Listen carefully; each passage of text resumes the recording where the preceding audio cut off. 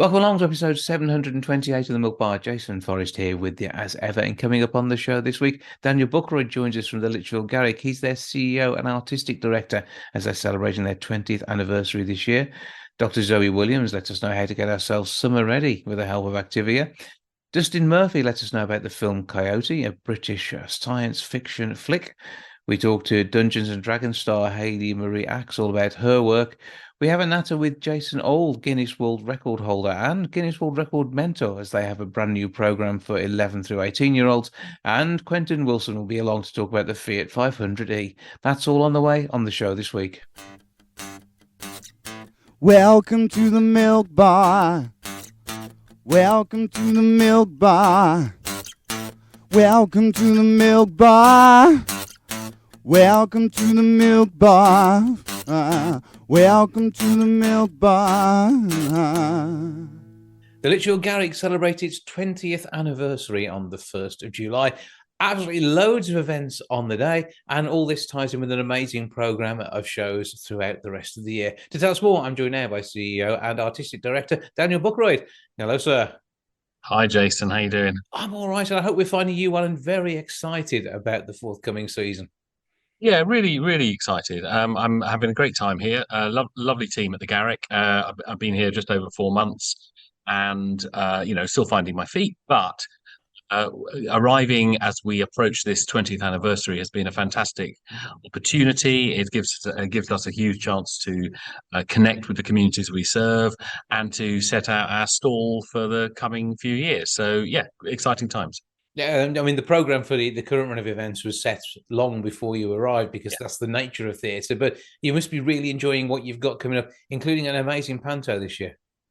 Yeah, it's a great program, and you're absolutely right. Things are planned way in advance. I mean, I've just been filling in a few gaps for this coming autumn, but fundamentally, the programming that I'm doing now is not going to land in Lichfield until spring of 24. Crazy, isn't it? But before then, as you say, we have got a great panto. I mean, they're always a great panto here, aren't they? I saw I saw Snow White, and just a few months ago, and thought, oh, great! I'm so excited to be arriving in this theatre with this as its panto standard. I've directed and written pantos for a number of years now in other theatres I've been running, and this is really up there. And what with the helm, Sam Rabone as amazing dame, and I'm thrilled to be heavily involved in Beauty and the Beast this year. Yeah, and a return of a Lichfield favourite in the shape of Ben Thornton, absolute star. And his and Sam's chemistry on stage means laughs are guaranteed throughout the festive period. I think so. We were really keen to try and reunite that pairing. I'd seen video of them together before, and went to see Ben in the panto he was doing this Christmas just gone, and it seemed right for him. It seemed right for us, and Sam was thrilled, obviously. So it will be laughs aplenty, no doubt about it. And the opportunity for professional dancers locally to get involved as well.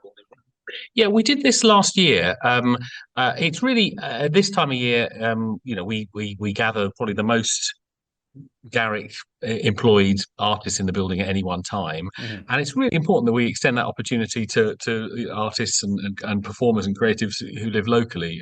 Want to try and do that quite determinedly. So yeah, we're holding some auditions locally for young dancer, singer, actors to come and be part of the ensemble for the Christmas show. And I think there are a few spaces left, but not many. There's been a huge interest in that, and then we're obviously meeting actors as in London, as one does, because that's how these things go. But to have that opportunity locally feels really important. And last year we got a couple of people who came to the show from that process. I hope we'll do the same, if not more, this year. Yeah, well, the Monday, the 19th of June is the date for the auditions, starting at 10 a.m. To get involved, lichfieldgarrick.com/BATB auditions. Check out what's going on there. Get yourself signed up. A few spots left, as Daniel says, and you could be part of it as long as you live within 25 miles of the Garrick itself. So some great opportunities for some brilliant local performers there. But I said we mentioned the 20th anniversary, the 1st of July, and there's all sorts of workshops, opportunities, and the chance to tour the building for free. Yeah, I think the thing I really want to say about the 20th anniversary is is it's a great opportunity to have a party, throw the doors open, welcome people to come and look at the building from, in ways that they've not seen it before. We'll take them on tours behind the scenes into all the interesting nooks and crannies. We're going to be looking at the development of the building, looking at the history of the Garrick, and indeed the Civic Hall that was here on the site before us 20 years before, for 30 years before we were here in this configuration. But the really important thing for me to say is that's going to be a great day, but it's the beginning of a year of activity. So this isn't just an excuse for a kind of one day, blink and you've missed it. This is the beginning of a year of us doing two big things, Jason. One is looking to really connect in new ways with the communities we serve. So there are three kind of pledges or targets we've set ourselves. The first is, and these are all about engagement, as you'll hear. The first is for us to support 20 local community groups or artists to realize a creative ambition. Mm-hmm. So that could be with, spaces and technical resources and funding and what have you.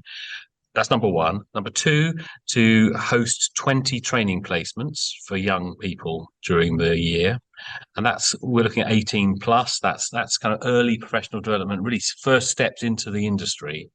And the third is to get into 20 local schools, so in and around Lichfield and surrounding area, with creative opportunities during the year. So yeah, that seemed like we wanted to celebrate our 20th anniversary with these 20s that we're going to be giving away, and we're going to be giving tickets away through the year. 20 tickets for that, 20 tickets. You can see where we're going. But this thing about creative opportunities and connecting with local artists, local young people, local communities is a year-long process for us. And I hope we'll come out of that not only with some great stuff having happened here in the building and elsewhere within Lichfield, but also a whole new load of friends, people that we can be working with as we go forward, community groups, individuals, artists, and that's the kind of direction of travel we're moving in.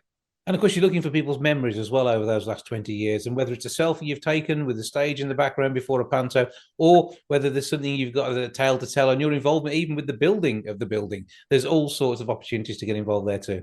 It's very, very much so. So yeah, I'm a strong believer in simultaneously looking forward and looking back. That the two things complement each other really well. That actually, if you understand, the story and the investment that people have made into how a theatre organisation like the Lichfield have got to, it really helps you, thinking how you move forward. And you're absolutely right.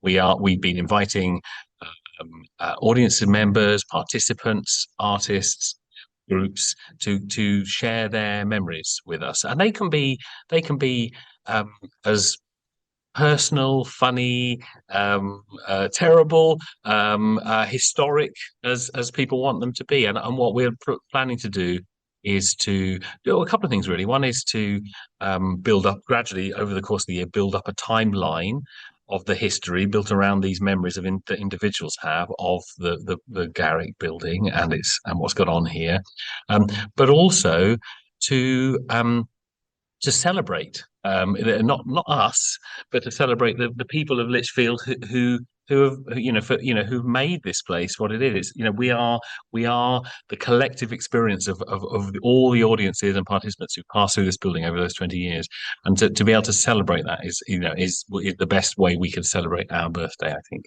You're from touring professional productions to being a home for so many local Amdram groups and everything Absolutely. In between, with one-night shows and so much more. It truly is a venue which is reflecting the amazing arts on offer, not only within Lichfield itself, but across the UK and the globe, with international visitors over many times too. If you want to find out more, or lichfieldgarrick.com is the easiest way to go to, isn't it? And check out the details there. For memories, you can contact the marketing team, marketing@lichfieldgarrick.com, or if you want to get involved in the education side of things that Daniel was talking about, education@lichfieldgarrick.com. And there's links on there from the main website too, and of course all the news stories about what's happening at the theatre as well. Yeah, great, absolutely. You can find everything you need on the website. Love to see you there. And I can strongly recommend the cakes in the bar if you are arriving early for a show, and the great value coffee too. That sounds good to me. Well, Daniel Buckroyd, CEO and Artistic Director over at the Lichfield Garrick, celebrating its 20th year. Thank you for joining us. Thank you, Jason.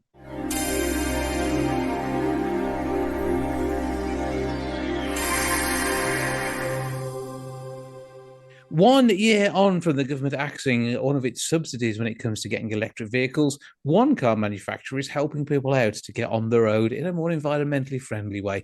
Somebody who loves the joy of the open road when powered by electricity is Quentin Wilson, who joins me now. Hello, sir. Hello, how are you? I'm very well, and it's always good to talk to you. And we often seem to be talking electric cars, and this is another great way of people getting out and about and doing it in a much less of an impactful way. Well, yeah, I mean, Fiat have come up with their e-grant, which means that if you want to buy an electric Fiat 500, and it's a great little car, you get £3,000 off. And this is to celebrate the end of the last year's end of the plug-in car grant by the government, which was very successful and enabled probably 500,000 people to get EVs, and they stopped it. So, you know, times are tough, and here's a car manufacturer that's saying we need electric cars to be more affordable, so they're cutting the price on this one and offering you this £3,000 grant, which is a consumer journalist who's always campaigned for cheaper electric cars. I think this is a good call.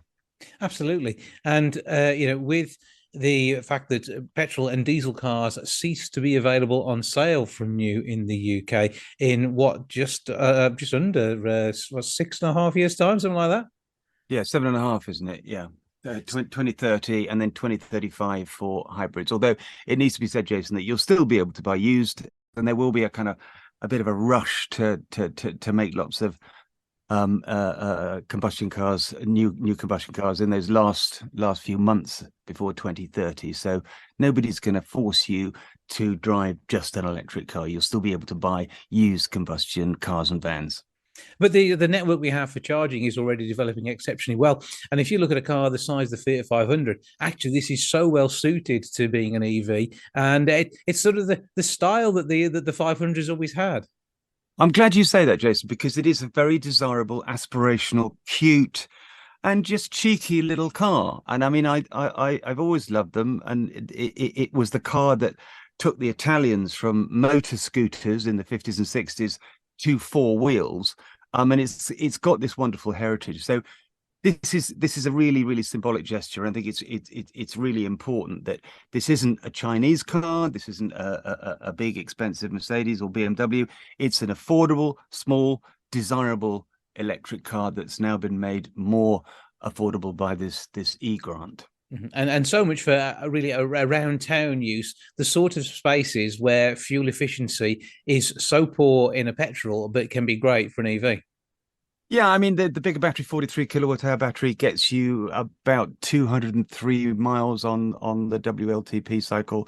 So it's good for most people. So you can do your town work, but you can also do reasonably long distances. It doesn't take long to charge. If you've got a wall box at home, like 84% of EV drivers have, you can charge at home, and you can charge on a lower nighttime tariff, which brings the price. I mean, I pay 7.5p per kilowatt hour to charge at night. So to drive down to London today from the Midlands has cost me, probably about £8. And I mean, so you can't compare that even with using public transport. No, nothing at all. 35 quid on the train, Jason. And your maintenance cost of EVs are 40% less than combustion cars. So what I'm saying to your listeners is, don't read all the misinformation you see in the mainstream media or on social media. Talk to someone like me who drives an electric car every single day. And I guarantee that over 90% of people will say, look, I would never, ever go back to a combustion car. And except you've got the advantage of it being automatically an automatic. Yeah, this is an interesting point as well. All electric cars are automatic. So for kids out there, do you learn on a manual or do you learn on an automatic? So we're seeing this kind of tectonic shift in the way cars are perceived and the way where you learn to drive on them. And I think it would be fair to say that if you're learning to drive, you're struggling with clutches, learn to drive an automatic, because in 7 years, all new cars will be automatic and won't have clutches or gears. And I'd love to see a driving school with a fleet of Fiat 500s, because it would be an absolutely brilliant way of learning to drive in an EV.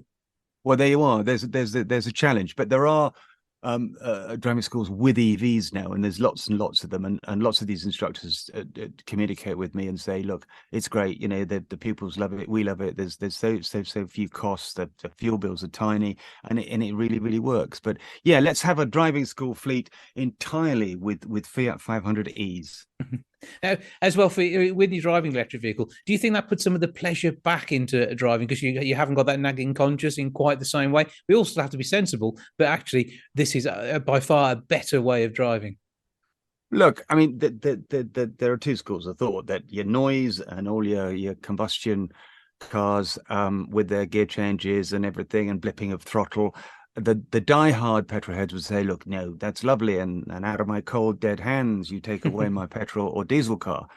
But to those of us who have driven electric cars, they are seriously fast. They are really quiet and relaxing. The noise is minimal, and you get to the end of your journey feeling probably better than when you started.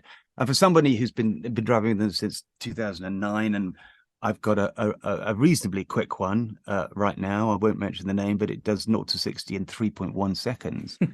That's as fast as some Ferraris. So, don't tell me they're like milk floats, because they're not. They're very quick, very rewarding, and they handle particularly well. This one, because it's got a very low center of gravity because the battery's at the bottom. So yeah, I mean, they are fun. And so with the Fiat 500e, you're getting a car which is practical, and say it's got that the fuel efficiency which you can't get in a petrol or diesel. No, well, there are some diesels, Jason, that will do sort of 50, 60 miles to the gallon, but at the cost of particulates and emissions and tailpipe stuff.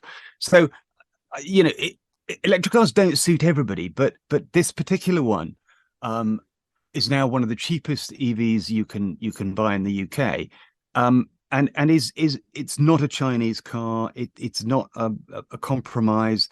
It's a really lovely, approachable, friendly, enjoyable electric car that will hold its value and will be minimal cost to run. And will make you smile. And that's what's so great about it. So I think this is a really, really good idea of Fiat to put their hand in the air and say, we're going to do something to incentivize the switch to electric cars for consumers in these very difficult economic times. Yeah, I see a lot of Fiat 500s on the road, and every time I see one, it does make you smile. It is just one of those happy cars that's out there, isn't it? It's one of the most successful, what we call heritage cars out there. I mean, you've got cars like the Mini and the VW Beetle, but I think that the Fiat is much more true to those original.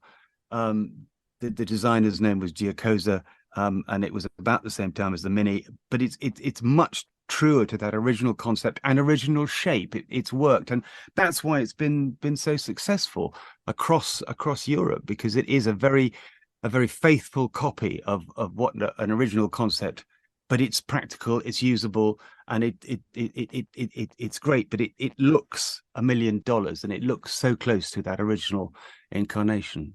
And available in convertible format too, with the grant.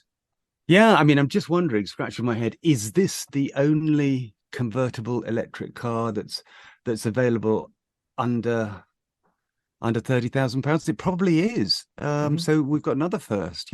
One of the UK's most affordable electric cars, and certainly the most affordable convertible electric car. Well, so it's going to be seen out on the road with that £3,000 help from Fiat. Where do you go for more information? So if you want any more information, let's just be clear. It's a simple deal. You get three grand off. There's no scrappage allowances. There's no part exchange necessary. You get that grant. Just go on the Fiat website or talk to your Fiat dealer.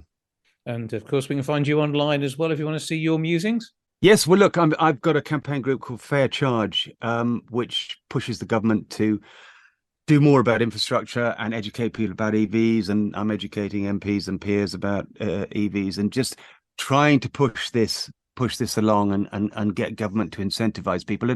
And here's the thing, Jason, Fiat aren't asking the government to reinstate the plug-in grant. What they're saying is there are lots of things that we could do to help consumers.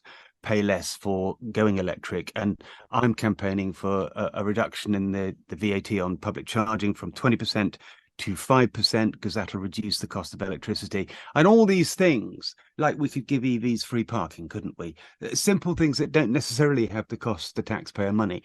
And just it makes it more desirable to shift to an EV from a combustion car.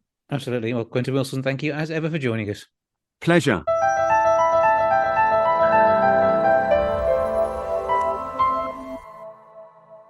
With less than a fifth of people having achieved their childhood dreams, we need to bring ourselves together and get what we want from life. Somebody who's got an interesting Guinness World Record is Jason Auld, who joins me now. Hello. How you doing, Jason? I'm good, thank you. Cool name to start off with, and cool hobby, particularly with this unicycling greatest weight lifted on a barbell record that you have. Have I got that more or less right? Close enough. It's heaviest single weight lifted by barbell overhead press whilst riding a unicycle. And of course, I got that right because I've said it 100 million times to people, but it is a mouthful. It is, but I mean, first of all, why? Why not? No, exactly. That's good enough reason for me. No, I'll take that. But how did you work out you had this skill? I learned a unicycle when I was about 14. Yeah. And I grew up in the age of what I call the jackass generation. Mm-hmm. You can cast your mind back. The somewhat controversial TV show Jackass on MTV, which was people essentially, I guess, being professional idiots and attention seekers. And I thought I need some of that. But it kind of coincided with the X Games, which was really big at the time. Tony Hawk's Pro Skater being a big game on the PlayStation, really kind of urban extreme sports being kind of breaking into the mainstream. And that kind of influenced my style of unicycling. So I was part of the UK's only extreme unicycling display team for close to 10 years. And the kind of bread and butter of what we did was live performances at events, kind of doing tricks on obstacles.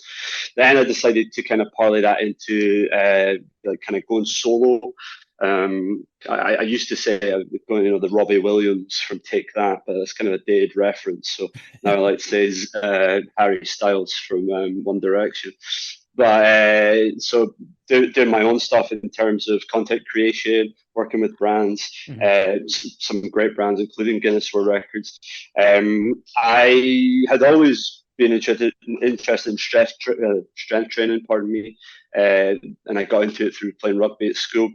So it always lifted weights, and combining the two together was kind of a no-brainer, really. A lot of people are kind of shocked to hear that the amount of weight I can lift on the unicycle is not that different from the amount of weight I can lift on my feet. So yeah, it really wasn't kind of too hard to consider that the two might be worth trying together. So what is that number? How heavy are we looking at for the record?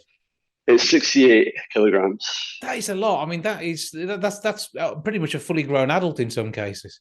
Yeah, I always enjoy people who do interviews or even in social circles when people are like, "That's as much as you weigh," and then I was like, "Well, underestimating there." But no, it's heavy. It's heavy, and that was the hardest part of it, to be honest, is lifting the weight.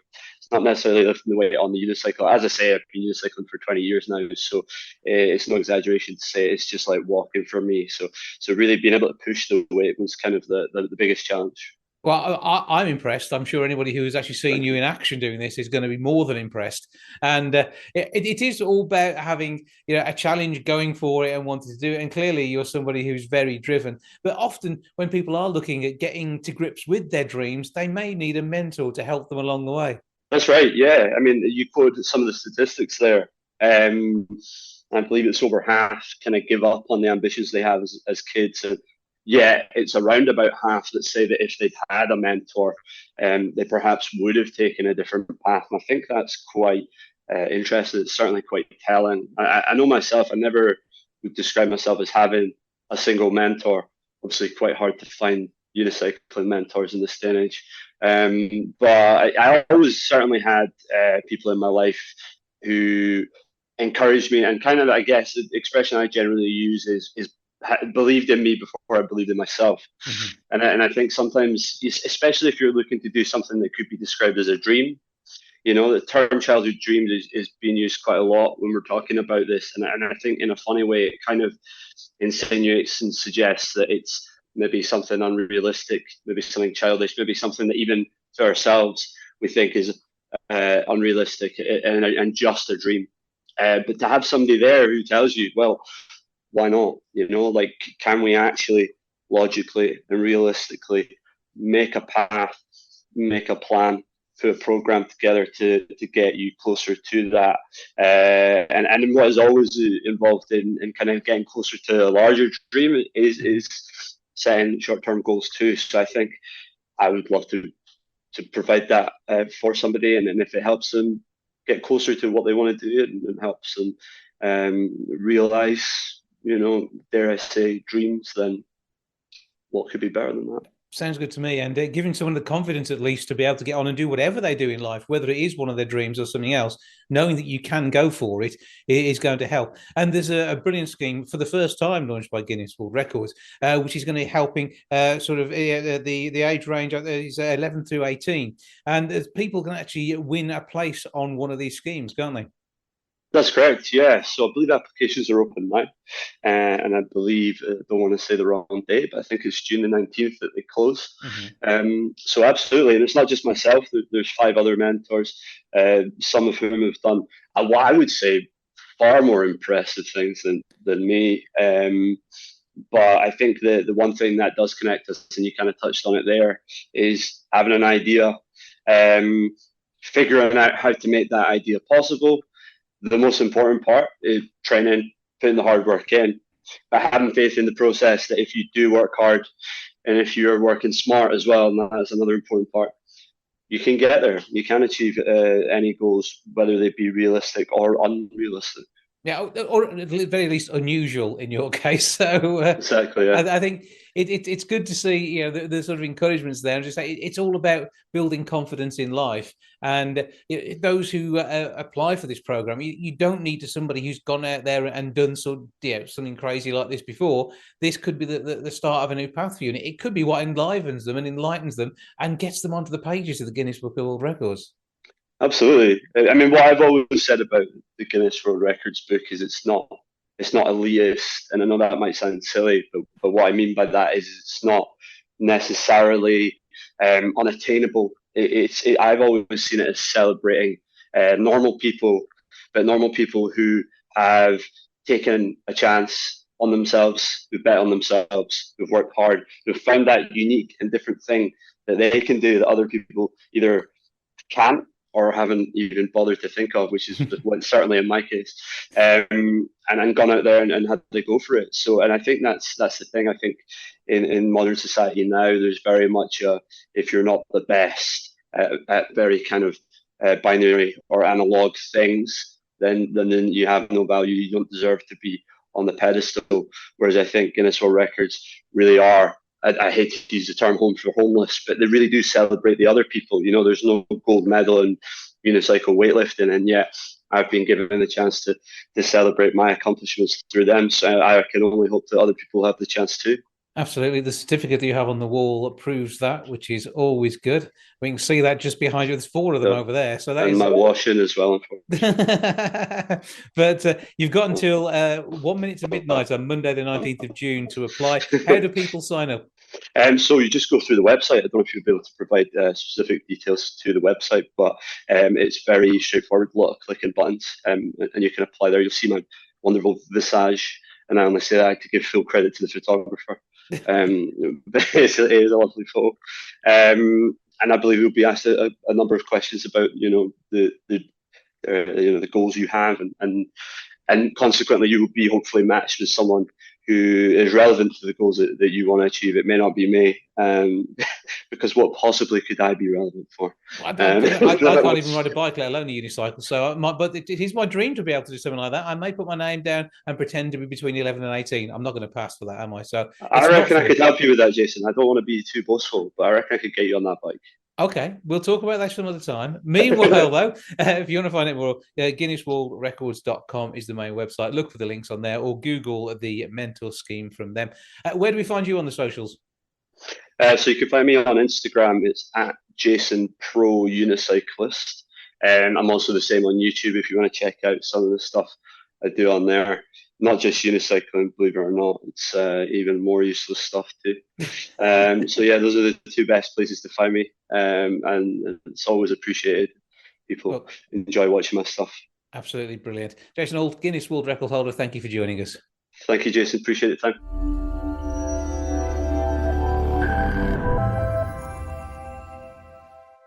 Since the theatrical release of Dungeons and Dragons: Honor Among Thieves, there's been an amazing buzz around the movie. One of the stars is Hayley Marie Axe, who joins me now. Hello. Hello. How are we doing? I'm good, thank you. How are you? I'm okay, thank you. Now, you are somebody who keeps themselves very busy in their work, and it must be great to be part of an amazing movie and part of a brilliant franchise too. Yeah. No, I feel really lucky. Especially we shot it during lockdown. Well, when the restrictions just started to lift, and the first bit of filming that could be done during lockdown. So I feel really lucky when lots of people weren't working that I was doing that. Brilliant, yeah, and such a good project to be on, and some great co-stars too. Yeah, really. Who was your favourite to work with? Then go on, let's start off with that. Oh, I don't know. I don't think I've got one really. Chris Pine has been the darling of many a movie at the moment, and Hugh Grant has been around in so many different films over so many years, and they all bring their own part to this in exactly the same way as you have. Yeah, I mean, I didn't get to meet them all, unfortunately. Not even on a red carpet event. Yeah, well, yeah. I mean, in passing, in that sort of situation, yeah, but didn't actually get to do scenes with all of them, so that would have been lovely. Mm-hmm. But got to do a really good bit of work with Michelle Rodriguez, so that was good. Uh-huh. I really enjoyed that, and there's a bit of an exciting cameo that's popped up that I'm not really allowed to talk about, but it's already been talked about loads over the internet. So I'm sure if you're interested, anyone watching can look it up and see the cameo that I'm talking about. That's got a lot of buzz about it, and that's who I got to work with. Aha. Okay. So we like it when it's a bit cryptic, and we can all do our homework afterwards. It's been so much fun to be part of the whole machine around this, I'm going to guess. Yeah, definitely. Yeah, it really was. I mean, even just down to costume and sort of makeup trials were just insane. And it was, I think my boots were from like the Game of Thrones wardrobe department or something along those lines. So it was just, the whole thing was really exciting. Yeah, because it's Gwyn who you are appearing as. So tell us a bit more about her. So Gwyn is Gwyn the Barbarian, and basically she's wife of Marleman, who is so Holger, so played by Michelle. It's her ex-partner, ex-husband, who is I won't give all the details away, but there's a bit of a surprise about his stature as well, and me being tall, giant, barbarian woman adds an element of humour to that. So I won't give it all away, but obviously there's some visual elements there that are that they had fun with, and so basically Holger goes back to visit her old tribe, and it has a bit of a surprise when she turns up, and there I am. And I think it's movies like this that can, they suspend disbelief for a little while, and you're immersed in a whole new world. Yeah, I mean, I must admit, it's just when you finally see it all come together at the premiere and everything, it was just an amazing piece of art, to be honest. And because the CGI is art these days, isn't it? The extra graphics that you get, it's not like when he first started out doing. Once we hit Jurassic Park, it was a turning point, and suddenly you got movie magic on screen that had only been possible with actual paints and mats before. Yeah, exactly. And you don't always get all the elements come together so well. You don't always get sort of the art side of it, the visual, the storytelling, all of it. You don't get all of that come together so well.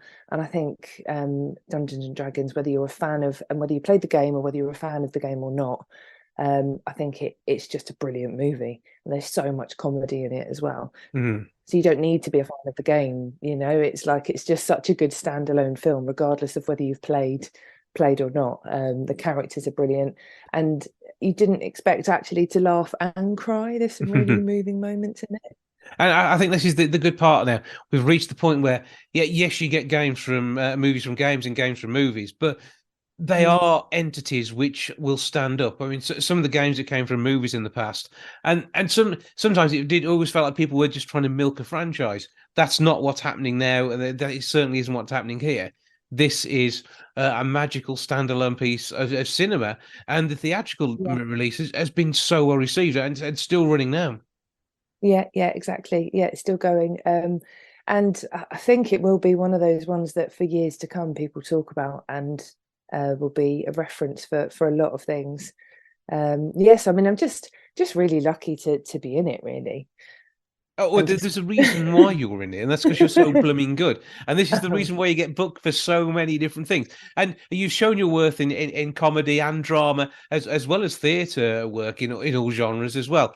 So it must be great to be able to be part of these things, and yet obviously still keep getting asked back because the awards that run alongside it as well. Yeah, you are a go-to in the industry. Let's face it. I know you probably won't big yourself up that much, but you are, aren't you? Well, I mean, I think I've been doing it 20 odd years now, so you get to a point where work does keep coming, which is lovely. But there's peaks and troughs for everyone, so I always kind of like to keep my feet on the ground and kind of just think, what's the next job? You know, what's next, and always on to the next thing. So yes, I think in answer to your question, I'm not very good at not very good at just saying, yeah, I'll big myself up. Yeah, I do. You know, work does come in now, and that's great. I'm in a good place. But I'm always just looking for the next thing. Well, yeah, you always have to be, and this is why you have, number one, a good agent, and number two, a great show reel. And you must be spoiled for choice what to include in your show reel. Oh, spoiled for choice or brain fried. I don't know which way to put it, honestly. Yeah, spoiled for choice. No, I am lucky, and I shouldn't. You know, I know there are lots of actors out there who kind of, you know, would bite my hand off to have so much choice, but it actually gets really hard because you get to a point where you go, well, now, you know, people sort of talk about, pigeonholing yourself a little bit, so play the mold to break the mold and all that kind of nonsense. And I'm just like, well, I'm just me, and I like that, and I like that, and I like that. So I'm going to put all of that together. But I mean, I know you like sharing your experience with others, and in particular with your vocal coach training that you do. And I mean, accents are so important when you're working in so many different movies. And if somebody can't tell it's you because you're doing a different voice, you have a look and a walk, and you become that character, which is, as we know, what you do. It is great to be one of those actors who can do that, and to be able to share that training. So you've got great people to work alongside with who can do what you can do.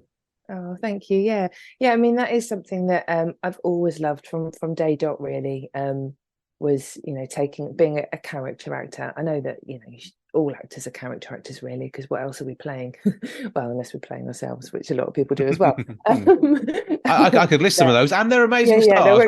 You have stars who play themselves in a film, and then you have people who, if it's like John Malkovich, I can never spot when he's in something because he's always somebody entirely different every time he's in here. It's that sort of thing, isn't it? Yeah, and I guess that's what I've always loved about acting, and that's kind of always the way I've wanted my career to go, is to go down that route. And as I kind of getting older, as I get older, I'm one of these actresses that actually want more wrinkles and want to look older, because the older I get, the more character I've got, and the more kind of, you know, quirky. Crow's feet are your friend. Yeah, exactly. Yeah.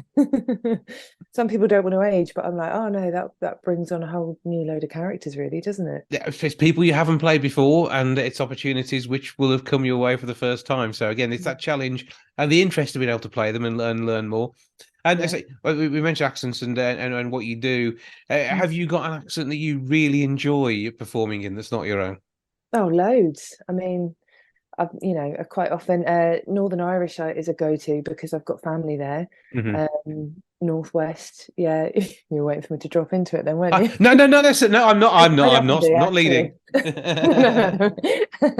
But Northern Irish is one that I go to quite a lot because I've got family there, and Northwest in the UK, Liverpool and Lancashire, that kind of area. They're sort of go-to ones for me, to be honest with you. And American, I get a lot of American stuff come in now. All good, and it all stretches and gives that extra little bit of interest for you? Because I mean, I know you don't get time to get bored, but it would be awful if you did. And clear from the range that you have and the range of work that you do, that's never going to happen. Oh, yeah, thank you. Well, and also I now have a toddler, so that's definitely not going to happen. A toddler who I find all of my vocal exercises and everything work really well on. We do lots of phonetics or phonics, should I say, with a with a toddler. But that the phonetics training has definitely come in handy, teaching him to talk. And before you know it, do you think you've got maybe another movie star in the family? Oh, well, potentially, yeah. We did do a job together when he was 4 months old. As long as he was happy with that, that's fine. Yeah. He got paid in milk. That's the way to do it.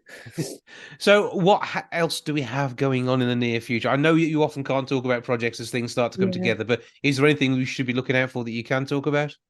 Yeah, so I've just done a series that will be coming out towards the end of the year on Amazon Prime. I can't say the name of the series, but it's a thriller. I know the first series went down really well, and was really well received, and it's definitely going ahead for a season 2 and a season 3, and so season 2 will come out towards the end of the year or the start of next year, and I'm in that one, and that's what I can say for now. Okay, so we will look out for that. It's the name emblazoned across the poster, Hayley Marie Axe, that we are looking for. Because you've got announcements coming out on the socials as well. So where can we find you online? So on Instagram, I'm Hayley Marie Axe Actress, and on Twitter, I'm at Axe Hayley. So pop online, follow, like, and really enjoy the magic that's going to continue happening, and break a leg in all that you're doing. Have a brilliant time continuing your craft, and we look forward to seeing you leading the way and trailblazing in so many great projects. It's been a joy to speak to you. Thank you for joining us, and we will be seeing you on many a streaming service, and of course terrestrial TV and theatrical releases, including the stage too, over the coming weeks, months and years. Thank you for joining us. Thank you.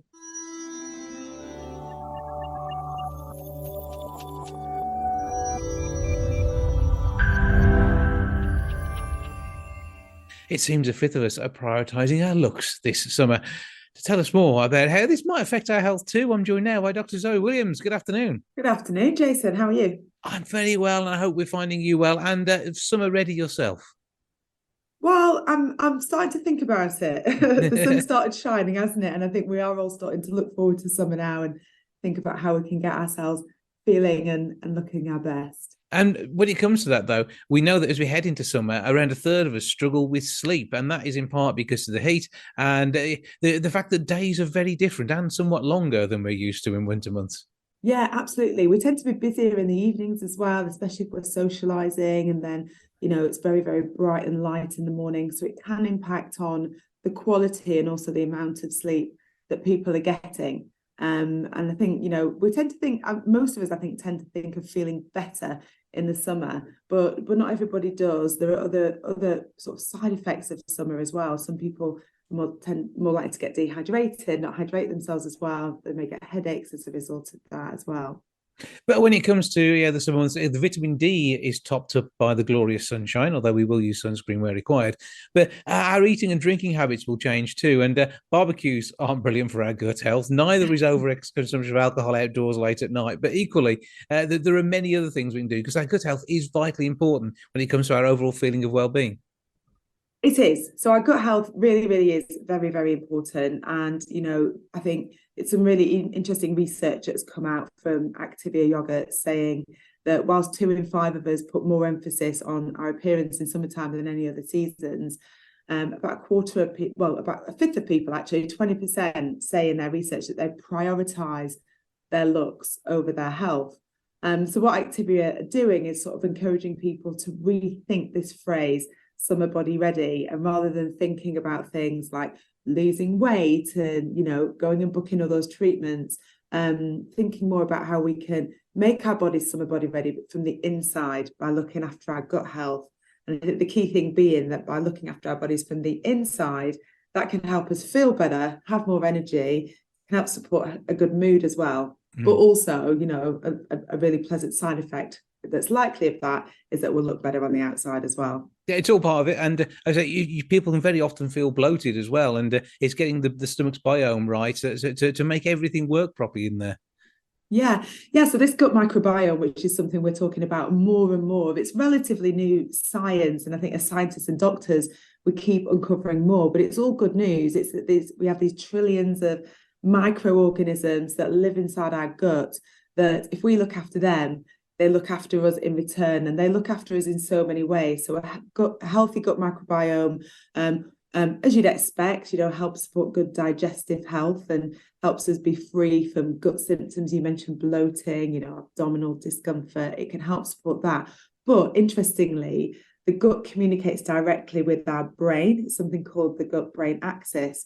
And a healthy gut helps support good brain function, but also good mood as well. It also helps support a well-functioning immune system, and also can even help improve our skin health. So by looking after our gut bugs, our gut health, they really do look after us in return. And if you can top up that biome by something that tastes absolutely great too, you're a winner all round. Yeah. So probiotics in the diet. So probiotics, the things like yogurts, like kombucha, certain types of cheese. Essentially, they're fermented foods that contain live organisms. Consuming these regularly can actually support good gut health as well. And then I think the other really important things in our diet, if people are looking to make a few switches to improve their gut health, it's about making sure we eat enough fibre, because the majority of us actually don't. But as well as that, it's about eating as wide a variety of different plant foods as we possibly can. So it's not about eliminating meat or dairy products or anything like that, but it's about the plants that we do eat, trying to eat as many as possible, a different diverse range. And we're told now that we should be aiming for 30 different species of plant in the diet each week, which sounds like a lot, but some of the tips I often share with this are, most of us, many of us, I think, probably put a tin of red kidney beans or another type of beans in our shopping trolley once a week. So switching red kidney beans to a tin of mixed beans, you've gone from 1 to 5 just with that switch. It doesn't cost any more. It's no more effort. Similarly with nuts, if you snack on nuts, switching whatever type of nut it is to mixed nuts, you've then added probably another 4 different plants to your weekly shopping. And then those bags of stir fry mix, chucking that in one of your stir fries as well as what you normally consume. And I think just with those 3 switches alone, you've probably added at least 10 different varieties of plant to your diet. So you're a third of the way there.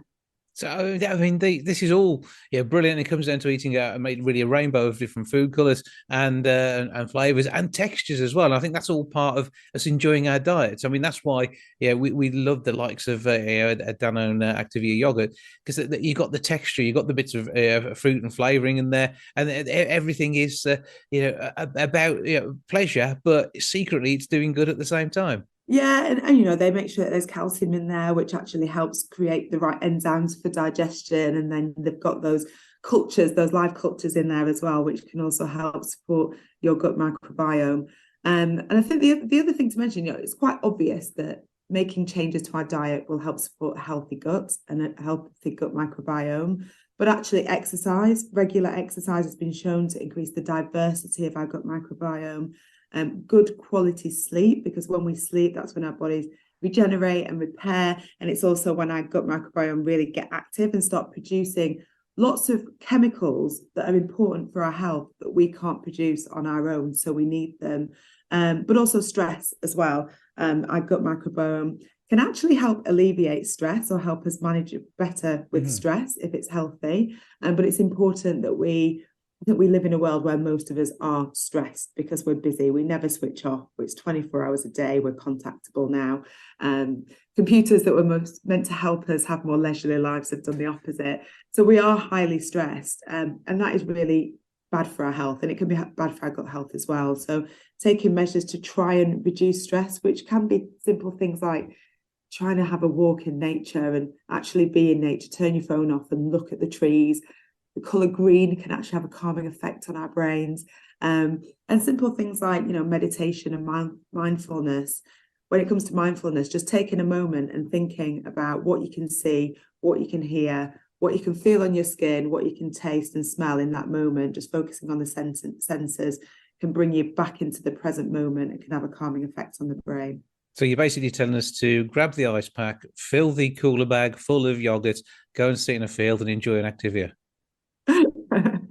Well, that, yeah, along with some exercise, good sleep, healthy relationships. We'll go for a walk to get to that field. That'll work, yeah? And eating the rainbow. Yeah, all of those things. I think the key message is, we do get obsessed as we're coming into summer with what our bodies look like on the outside.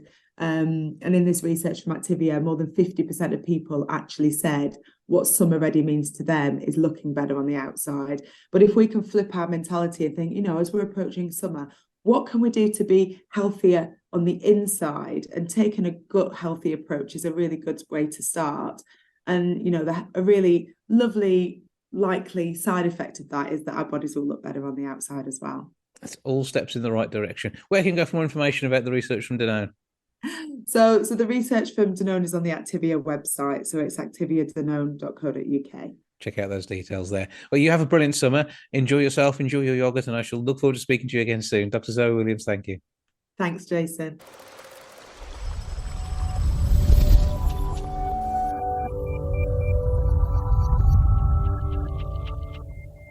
With a North America release date of the 20th of June and the festival circuit being a big part of the world for Coyote in the UK, this British science fiction is impressing many people. Dustin Murphy is here to tell us more. Hello, sir. Hello. Thank you so much for having me on. Well, good to talk to you. Give us a bit of a background to the film and how all this sort of came together. Yeah, absolutely. So Coyote is a dystopian sci-fi film about how newly developed teleportation technology, how would that affect things on a logistical level, from immigration to human trafficking to the refugee crisis. And our story follows two refugees who trust the wrong back alley teleporter, and they're separated and human trafficked in the process and have to escape their captors. So the film came about as a 100% independent production made with me and my collaborators over the past couple years, spinning off the success of some short films that we had on the festival circuit. And when it comes to touring the festival circuit with films like this, you really do get a good feedback from the audience. You get the reactions, and I suppose you've been out there as often as possible. Absolutely. Yeah, never miss an opportunity to watch the film with a live audience when I can. We had our world premiere at the Phoenix Film Festival. We were fortunate enough to get 3 screenings there. Each one, we picked up some momentum. We sold out our last screening in Phoenix, and we just had our UK premiere at the Romford Film Festival. Again, also sold out, picked up some nominations, and walked away with the Audience Award for the Best First Feature. And we're looking forward to the Kingston International Film Festival next on June 25th. And I think what you've got here, though, is something of a unique proposition. The story you're describing and just a taster of what we're going to see on screen really is something a little bit different. It takes concerns of the modern age, puts them into a different world, yet adds in a technological break, which makes the human part of this story even more intriguing. Thank you. Yeah, that was a big goal when we were trying to do with the piece.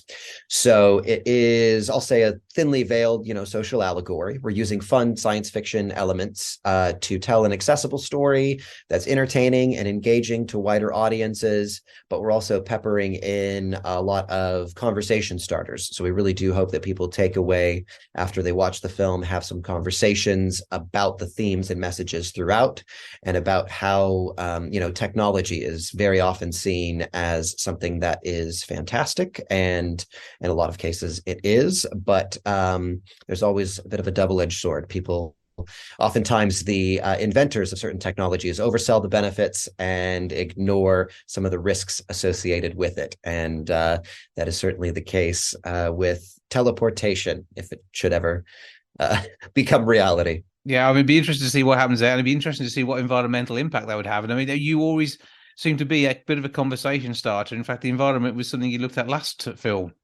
Yes, so Samaritan was a film that did have a climate change angle about it. I haven't talked about it too much with Coyote, but there is a little sprinklings of things that you see in there, little Easter eggs about how teleportation is actually positively affecting climate change and positively affecting the environment because it cuts down on carbon emissions. So yeah, there is, like I said, good sides. There would be good sides to it. But obviously, we focus more on the logistical issues of, how would you secure borders and how would vulnerable people be, mistreated in a system where this technology is possible. Yeah, I mean, you also have to look at maybe the technology behind it, and is there something left behind when a teleportation takes place? How does that work? And obviously, there'll be ethical questions that we're not even anywhere near answering until we have such a technology in our world. So who knows? There may be a soul that is harder to transport. We do not know at this time. Well, one of the things that we get into in the film is this thing called limbo. And the way we've made the technology work is there are large devices to send people, but you can't just get sent anywhere. There has to be something called a receiver on the opposite side. And those receivers have to be placed there. So the receivers have to be smuggled into a country if you want to go to that specific country, or if it's a legal teleportation, then, there's obviously companies that can place those receivers anywhere. So there's always kind of a financial component to it. But what happens when you get teleported without a destination in mind, without a receiver that's been activated? Well, we say there's this thing called limbo, which is where you disappear without reappearing, and you're stuck in a state of consciousness and torment from that consciousness without any connection to your physical body, and you cannot do anything. And that is one of the ways that people are exploited and abused in this dystopian future. Now, it sounds amazingly intriguing, and I want to see this, so I need to find a screening near me very soon. However, yeah, alongside all of this, we've got the fact that you've only been in the UK, so this being a British film, have you been pseudo-British since 2017? Is that how you see yourself now? Yeah, well, I mean, it's interesting. Immigration is a hot button topic, and I think. But you're not in limbo. I'm not in limbo. Well, I am a little bit in limbo. I'm on a spouse visa because my partner is British. And so I have moved over here legally, but I'm currently applying for my UK residency as we speak, with my immigration appointment on Monday.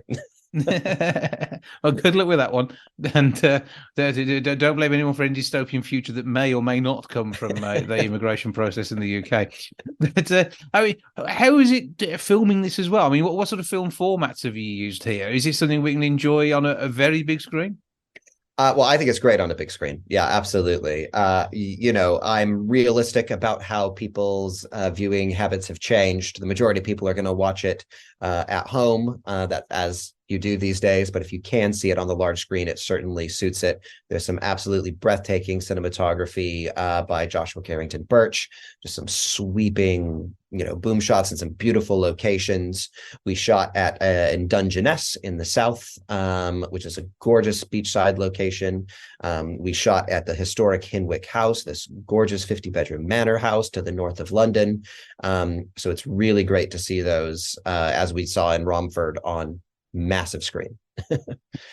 And so where in the audience is selling out, and the word of mouth means it is continuing to sell. And obviously a big part of that is the cast too, and you've been blessed with some amazing talent.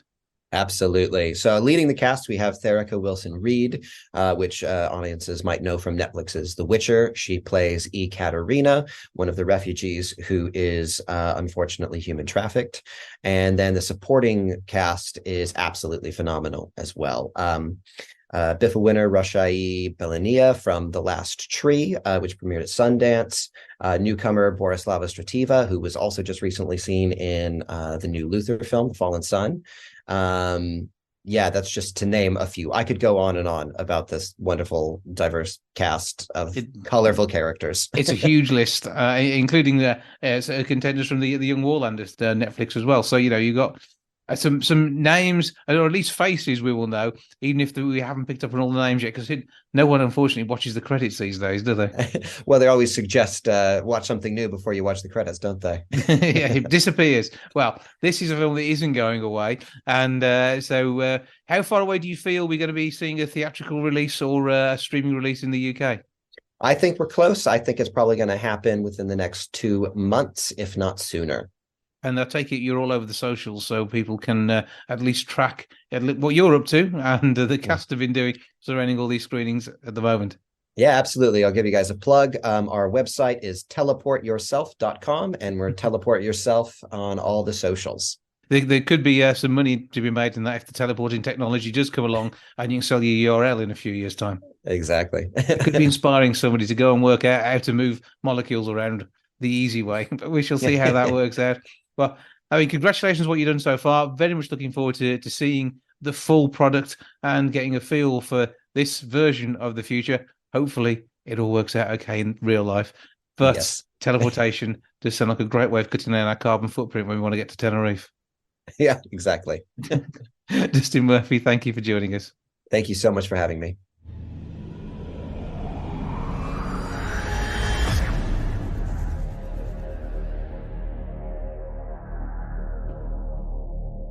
That's all for this week. Thank you so much for joining me. Back with episode 729 next week. I'll see you then. Ta-ra for now. Goodbye from the milk bar. Goodbye from the milk bar. Goodbye from the milk bar. Goodbye from the milk bar. Yeah. Goodbye from the milk bar. Yeah.